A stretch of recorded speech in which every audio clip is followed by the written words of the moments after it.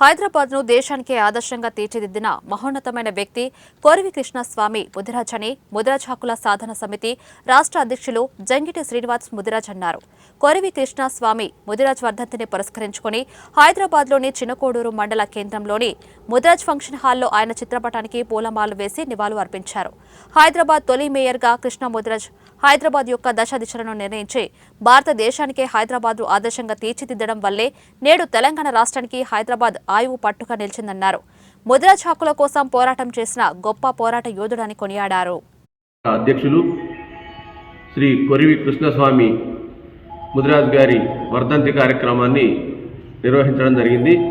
అదేవిధంగా మరి ఈ సమాజానికి ఎన్నో రకాల సేవలు అందించినటువంటి మహనీయుని స్మరించుకోవడం జరిగింది.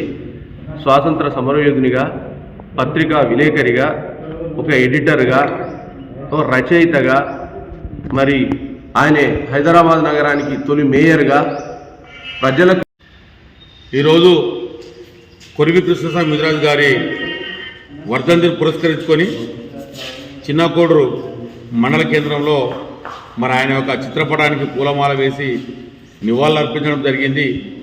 మరి మా జాతికి ఆయన జాతిపిత అని మేము చెప్పుకోవచ్చు.